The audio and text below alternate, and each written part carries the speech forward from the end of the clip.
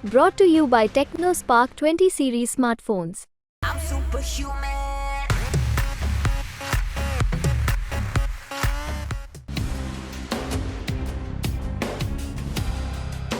राजस्थान में चुनाव खत्म हुए कई दिन बीत चुके हैं। अब चुनाव परिणाम की तारीख करीब आ रही है। आरएलपी चीफ और नागौर लोकसभा सीट से आरएलपी के उम्मीदवार हनुमान बेनीवाल ने निर्वाचन आयोग पर एक बार फिर से सवाल उठाकर चुनावी पारे को और गर्मा दिया है।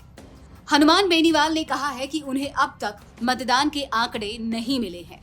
उन्होंने कहा कि चुनाव को लगभग 1 महीने का वक्त बीत चुका है, लेकिन अब तक चुनाव आयोग ने उन्हें नागौर में हुए मतदान के सही आंकड़े उपलब्ध नहीं करवाए हैं, जबकि देश में काफी जगह मतदान के अंतरिम और अंतिम आंकड़ों में भी बड़ा अंतर आ रहा है, जो कि निष्पक्ष चुनाव का परिचायक नहीं है।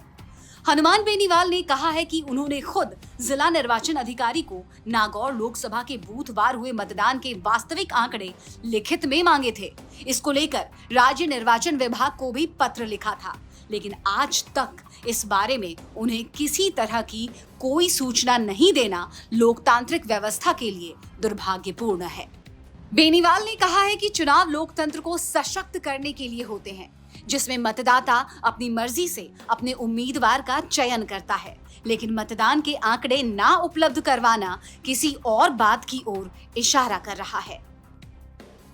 हनुमान बेनीवाल ने सोशल मीडिया एक्स पर लिखा है कि चुनाव में मतदाता अपनी मर्जी से अपने जनप्रतिनिधि का चयन करता है और उम्मीदवार तथा मतदाताओं को ये पूरा हक है कि उसे बूथवार हुए मतदान के प्रमाणित आंकड़े निर्वाचन विभाग प्रदान करे। लेकिन इस लोकसभा चुनाव में मतदान के वास्तविक मतों का बूथवार प्रमाणित विवरण उपलब्ध नहीं करवाना चुनाव आयोग की कार्यशैली पर बड़ा सवालिया निशान है। समाचार पत्रों की रिपोर्ट के मुताबिक इस मामले को लेकर एक गैर सरकारी संगठन ने सुप्रीम कोर्ट का दरवाजा खटखटाया है, जबकि होना ये चाहिए था कि चुनाव आयोग को बिना किसी के मांगे मतदान के बूथवार वास्तविक आंकड़े समय पर जारी कर देने चाहिए थे, लेकिन आयोग ने ऐसा नहीं किया।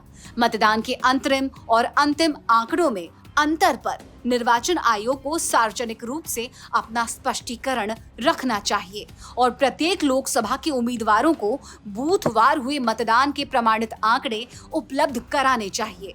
नागौर की सीट पर आरएलपी के उम्मीदवार हनुमान बेनीवाल और बीजेपी की प्रत्याशी ज्योति मिर्धा में कड़ा मुकाबला हुआ था।